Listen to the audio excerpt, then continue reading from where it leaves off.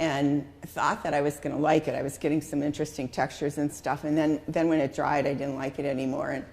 And I don't like to throw away good paper, so I started just playing with gesso and white, and then that I really liked, and then could add the newsprint collage to it and start thinking about, okay, so what does it say to me? So I actually work on a piece like that a fair amount of time. Once in a while it'll come together just like that and it's done and I know it's done. But so any other questions? I like how you talk about your warm-up. Do you have, in a given day, do you have a regular routine, or you go, today I'm going to do the movement pieces, or? I wish I had a regular routine. It's a great question. I wish I did, because I think it would be better for me. But a lot of times I have a piece that I started the day before and I'm really anxious to get back to it. Or I just got a shipment of new papers in, some Korean Gampi paper and some other papers. I'm so excited, I can't wait to try them. However, there's also a lot of days that do I really feel like doing anything today? And that's when I like having some things that I can turn to then, so that I still stay connected to my art. That's a good question. Well, thank you very much. It's been fun.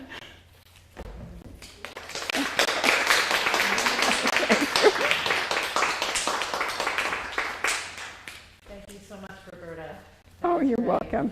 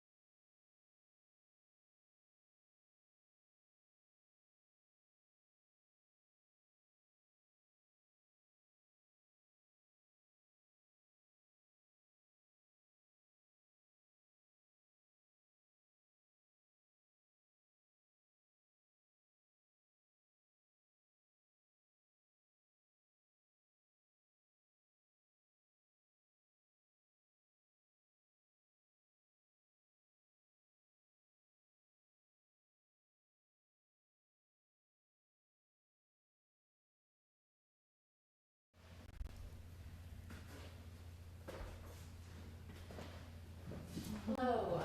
Now we're ready for part 2 of our artist talks today here at Bainbridge Arts and Crafts. It's my pleasure to introduce a young woman, very talented, named Janelle Abbott, who is here to talk about her work using reclaimed materials and a little bit of performance, and, a lot of color, and we're very happy to have you. Thank you, Janelle. Thank you. Yeah, thank you for this opportunity. So, my name's Janelle Abbott. I grew up in Kenmore, Washington, just north of Lake Washington, and my parents owned a clothing manufacturing company when I was a kid. It's called Amanda Gray, if anyone remembers it. It was like 10-cell, piece dyed, like layerable pieces, very mid-90s school teacher vibe. And I was homeschooled through 9th grade, so I spent a lot of time at the warehouse. Hanging out and just getting to explore and play, and the trash cans around the office and the factory were kind of my resource bin. I would pull a lot of scraps out and make little dolls, and I'd try to make things to sell to the employees, and sometimes that didn't work out so well because I was like cutting holes in soda cans to make piggy banks, but I was like cutting my fingers, and I had a very imaginative and fun childhood, and I got to learn how to sew at a very young age. And since my mom, she's a designer, my dad, he ran the business, but they both gave me a lot of agency to play with the way that I dressed and play with my own clothes. I cut up clothes and sewed them back together in different ways and painted on my clothing, which felt very unique. It inspired some of my friends in a bad way, and they ended up getting in trouble with their parents for messing around with their clothes. But that's really the foundation upon which I built my creative life and my career today. I ended up going to Parsons School of Design, where I studied fashion design. And my parents didn't necessarily want me to get into the industry because they understood how difficult it is to be in the fashion industry, but I always wanted to approach fashion from an artist lens. And so going into college, I really tried to fight for that, which was very foreign to my instructors. They were more concerned about creating designers that could fit within the industry that already existed, and I very much wanted to build a better industry, because fashion, as most people probably know, has been historically linked to slavery, and even today, 1 in 5 garments contain slave labor cotton. There's about 1.8 million people enslaved in a region in China. They're the Uyghurs. It's a minority group, and many of them, more than half of them, are forced to pick cotton, which ends up in all the clothing that we wear today. Nike, even the face masks that we wear probably contain this slave labor cotton. So myself is feeling like deeply empathetic and ethically driven. I couldn't allow myself to become complicit in being a cog that connects consumers to the support of slavery and other exploitive practices, let alone the environmental degradation caused by fashion. I really appreciate Roberta's focus on organic and sustainable dyeing, because that's super important. The chemical dyes used in the production of clothing today have just devastated estuaries and bodies of water across the world and have really damaged environments where already impoverished people are living, and those are the people who are employed by the garment industry itself. So yeah, I came into the fashion school with a very different perspective than a lot of my classmates, and so I had to fight really hard to build the work that I wanted for the kind of career that I wanted. And in fashion school, I learned about a methodology called zero waste, WASTE.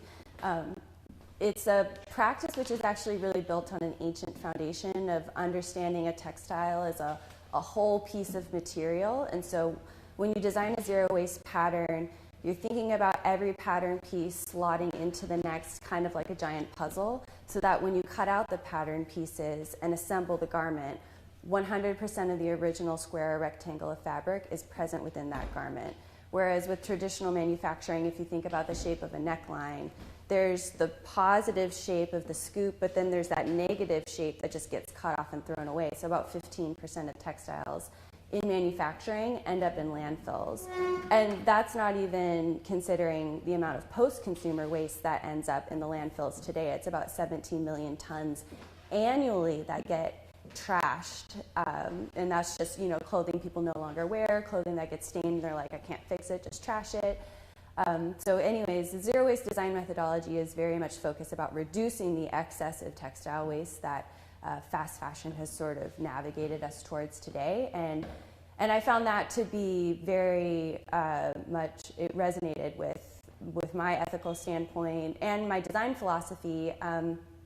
I too, as Roberta said, am inspired by materials. I've never been good at just like drawing a picture and then manifesting it in the 3D. I'm more about the process and allowing the process to navigate the aesthetic of the final garment. And the aesthetic is ultimately determined by the way the pattern comes together, kind of for better or worse. Sometimes I make things I really hate, and that just gives you motivation to keep working into it until you find a place where you're like, oh, maybe I like you now.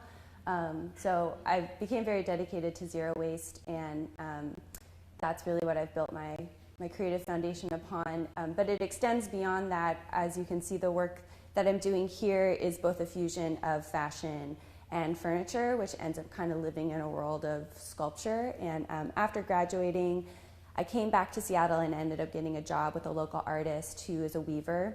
He weaves chairs, and so for like 8 years, I was weaving Danish, wicker, cane, all kinds of different chairs. And so from him, I learned a lot of techniques of chair weaving, and I've always been a knitter as well. And so when I came to start to develop this work, a lot of these different worlds and ideas and practices began to fuse.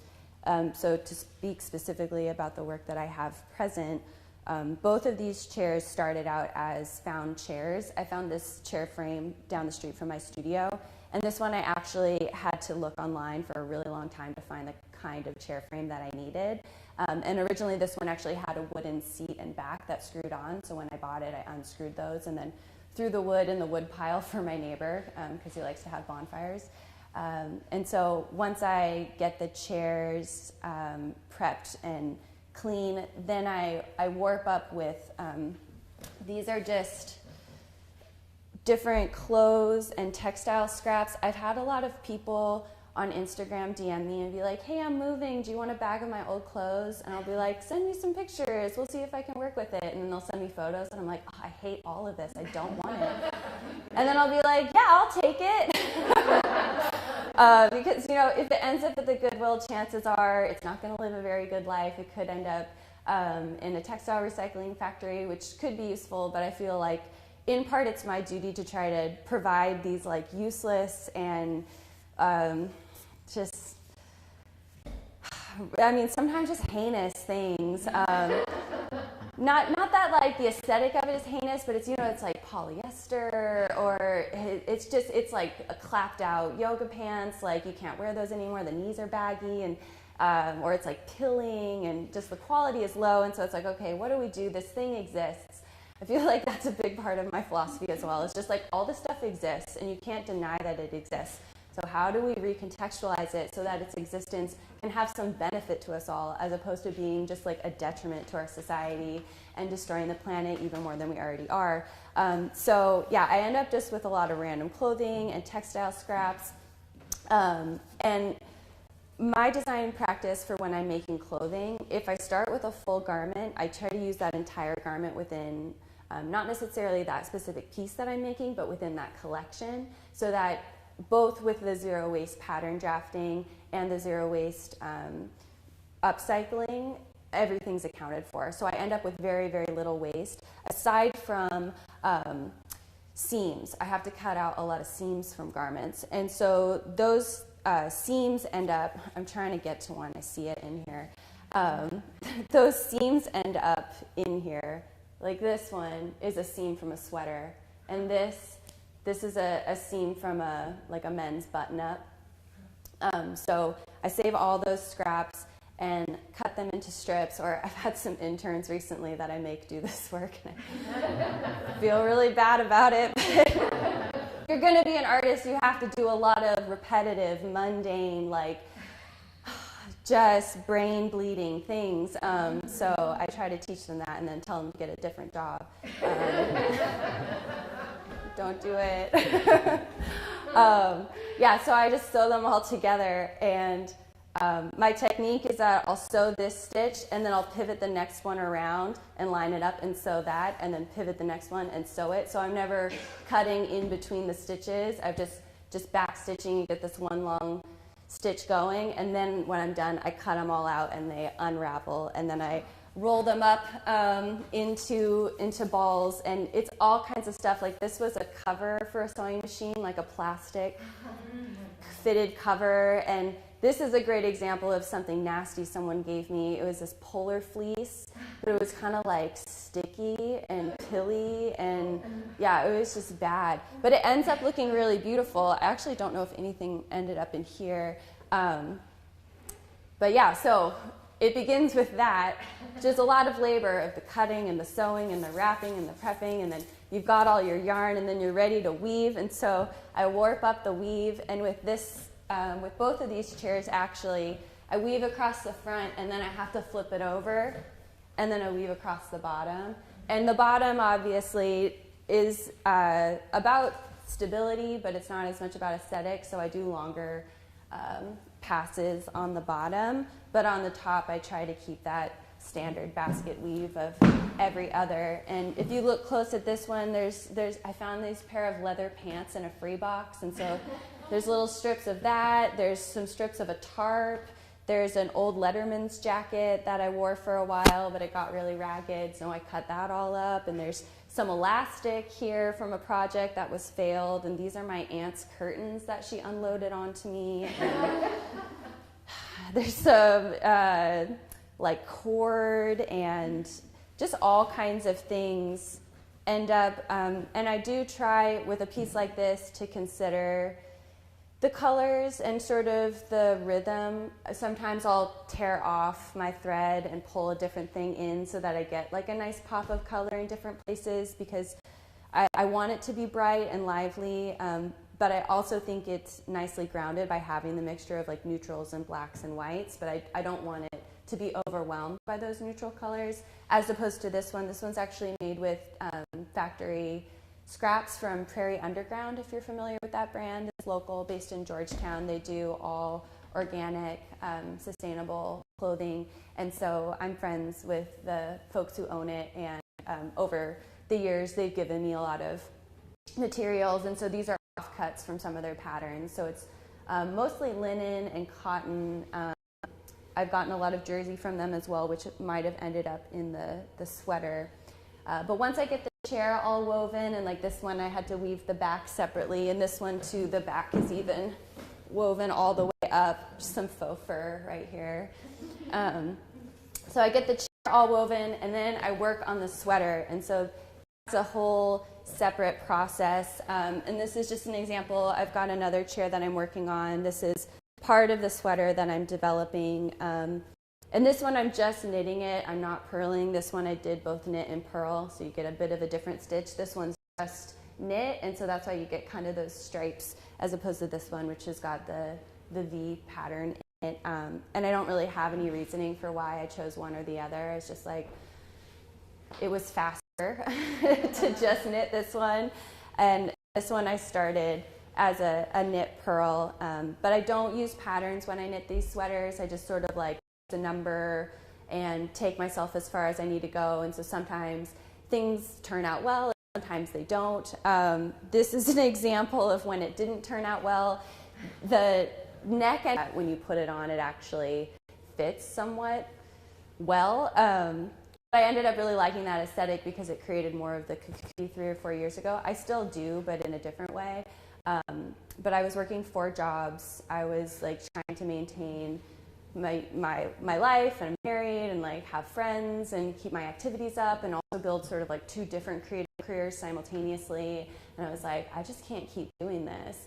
And so I started a project. I just felt like an obligation and sort of like a requirement as opposed to a respite. And so I was like, oh, I'm going to create a piece that can help me rest. And so my first piece, sort of in this long series of ideas, was a woven rug that had pants incorporated into it. So when you put on the pants, you're in the rug and you like have to lay down or just stay seated up. Like you look really ridiculous and needing a demanding space for rest, because I felt like that's what I really needed. And so these chairs are another offshoot of that idea.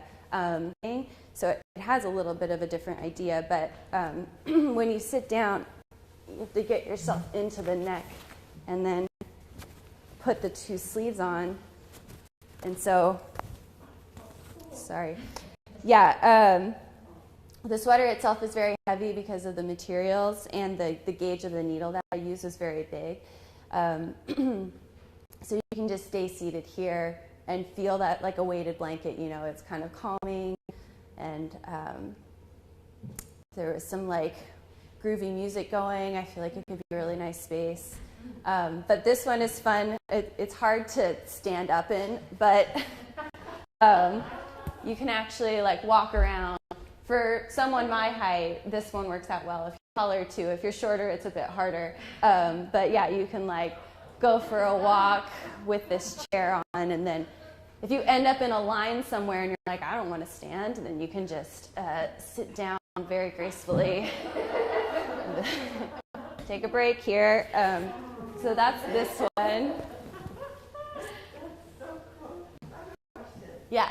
So the pattern in that one in particular, I mean, it really does have a rhythm to it. It looks like it was planned. Yeah, it's total happenstance. Really? Yeah. I mean, look at where the black, so you're not very often bringing in black or to... It just depends. Like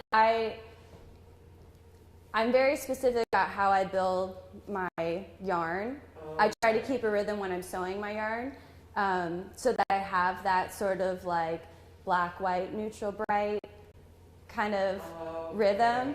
But it doesn't always match up when you've warped with one ball of yarn and then you're weaving with another. Sometimes you can end up in a moment where there's like, oh, there's so much black right here, or there's so much neutral. So that's when I'll have to break it off and like bring a bright color in. I'm not sure I quite understood how you were making the yarn. So you say you take a big piece and you sew it, you're sewing it this way and that way. So I've just got this big bucket of strips of fabric. So I dig in there and I pull out a strip and I put it on my sewing machine, and then I layer another strip over it and I sew through it. And then I take another strip, and I was just demonstrating that instead of like sewing one, cutting it off, bringing it forward, sewing another, I create kind of this chain as I sew it so that it's faster. Because a lot of my skill is based on speed. In second grade, the only thing I remember my teacher saying, because I went to like a homeschool co-op, but the one comment that I remember her telling my parents at our like annual parent-teacher meeting was, she's very fast.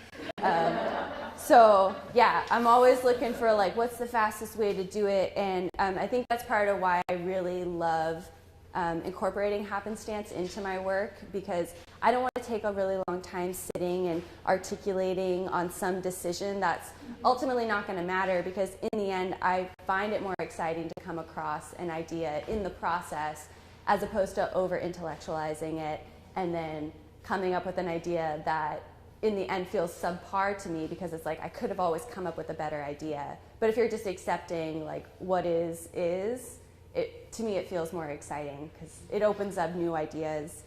And that's really how the zero waste pattern drafting process goes too, because sometimes I'll cut out a pattern and start putting it together and it won't work at all. And that gives me the opportunity to make some new decisions and take it in a different direction and end up creating something I never would have planned or expected. But I get to enjoy it because it's that process of discovery as opposed to being more about prescription.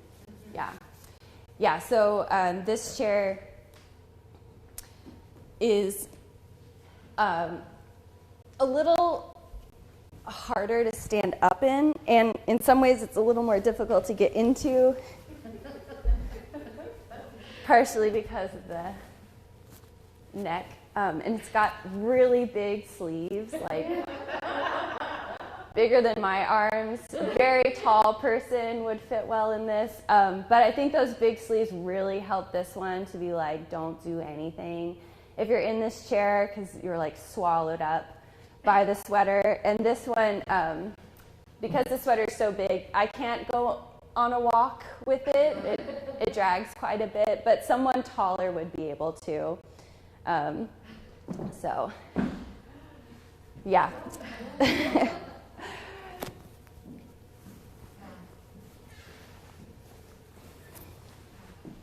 Yeah, and once I get the chair woven and the sweater created, I just hand sew the sweater on to the back, and then I wrap all the bars, kind of like that friendship bracelet wrapping method. I'm sure it has a formal name, but and even with that, I try to be really intentional about just keeping like a nice consistency of bright colors incorporated within it, because most people's wardrobes are neutrals, blacks and whites. So when I get a lot of donated clothes, I end up with a lot of that material. But when I make clothing in my other art form, I do a lot of painting and dyeing, and I try to find ways to abstract all of the neutrality. So yeah, that's pretty much the work that I do. I hope these could live in someone's home and like serve a purpose for people who really need that like radical intervention of rest. That's how it feels for me, at least. But my one struggle right now is finding the right kinds of chair frames. I'm always on Craigslist looking, just like out riding my bike, spotting them. I have this really big backpack, and so recently I picked up a chair and I was able to strap it onto my backpack and then ride to my studio, which, I always hope someone's like filming me because it's quite a spectacle. But that's another aspect of like trying to be very low impact. I do have a car now, but I choose not to drive it, or I choose to drive it as little as possible and as much as I can, just like haul things where I need to go and travel by bike. Yeah. Yeah. So the chair frames that you buy, do they not have a seat or a back? It's just a frame, and then you fill it in with the fabric and the textile? Yeah. This one, when I found it, I believe it didn't have a seat on it. Right. But originally it would have had a seat that just screwed on. Right. This one, when I bought it, it did have a wooden seat and back. But I could tell from the photos that if I took those off, I'd be able to weave on it. Because what I really, the thing that I find hardest to find is a back that doesn't have a bunch of like distracting lines. My neighbor is a welder, so I probably could get him to like saw stuff off for me. But when you end up then with those raw edges, it can cut into your weave. And so I'm really looking for frames that are just open and clear. And then again, don't have a lot going on the legs either. This one did have quite a bit of additional structure, but I just accepted how it ended up looking in the end. Like, you do all the work that you need to make it look cohesive and coherent. But I found 2 or 3 new chair frames recently. But my studio's only so big, so with this work, it's kind of like, I'm gonna have to cut myself off unless my mom lets me stash them in her garage. My apartment's not very big either. So for the most part, the work I invest in is my fashion work. But this is a great partner to that because of how much material I have coming through my space and how it needs a purpose. And I enjoy it. It's a nice having that balance of multiple projects going on simultaneously. If I get overwhelmed with one, I can just take a break and start working on another. Having the knitting around too it's another aspect of that restfulness. Even though there is action in it and there's intention, it's still like a seated, calming activity to sort of distract from the rest of life. Yeah. If there's any other questions, otherwise, I think that's all I have to say. I heard somewhere that you do wardrobe therapy. What does that entail? And do you just take their clothes and turn them into something else, or do you? So wardrobe therapy is a fashion practice I have where I work directly with private clients, and it begins with an interview about their relationship to clothing and sort of like their earliest memories and how their style evolved over times and like what influenced them, especially in their teenage years, like music, media, friends, social groups. So once we kind of break all that down, as well as their shopping habits, like when they shop, why they shop, where they shop, then we look at garments that I usually try to have them select like 5-10 garments that they really love, but they don't wear, but they can't get rid of. And it doesn't even have to be stuff that they've worn before. Sometimes I'm sure everyone has like bought a thing because they liked it and then hung it on the like rack and never looked at it again. Or you see it in the closet and it's like, oh, I love that's in my closet, but I'm not going to put it on my body. Sometimes people bring stuff like that. So yeah, we go through those pieces and kind of figure out like what do you love about the piece, what do you hate about it, and we try to boil it down to like 3 to 5 garments that are worth salvaging, and sometimes they're not, because it's like I love how it looks, but I hate how the garment feels, like the quality of the fabric. I don't like the feeling on my body, and I'm like, that's the one issue that we can't resolve. Like if you don't like the way the fabric feels, there's no way you're going to ever wear something made out of that fabric. So we try to be intentional about the garments that we use, but then with the client, I try to design pieces that are created from garments from their wardrobe. So it'll be, this sort of amalgamation of multiple pieces to become something new. And so I usually try to engage the client in that process because I don't want to make something they're not going to wear. I take before images and I take the garments apart and sew them together, and then I have a fitting with the client just to make sure we're going in the right direction. And then when the pieces are completing, we do a final photo shoot, and it's a way to prevent textile waste, to salvage like sentimental and emotionally valuable pieces that could otherwise either just be burdensome or get lost like without resolve.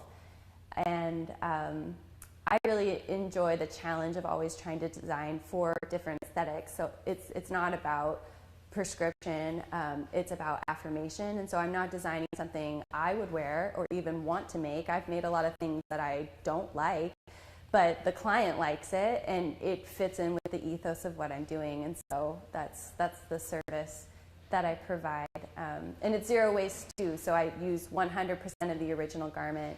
And in that case, with the scraps and seams, I'll sew them into a little bag or knit or weave them into something. There's always kind of like a little bonus bauble that comes with it. But yeah, I've been doing that for about three or 4 years now, and I have a wait list because it's very intensive, and I can only do so many. I do like 3 clients a month, if that. So I think my next opening is like in a year. Which feels great. But recently a lot of people have had to cancel because of COVID, like everybody's broke or they moved. Though I have been able to do it fully remotely with people. But yeah, that's wardrobe therapy. Mm-hmm. That's really intensive. Yeah, there's a lot of different stuff going on trying to manage.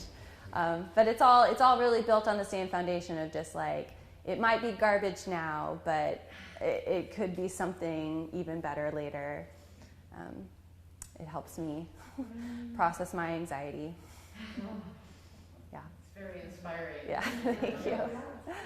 Thank you. Yeah, thanks for your questions. Thank you so Cool. much. Yeah, thank you.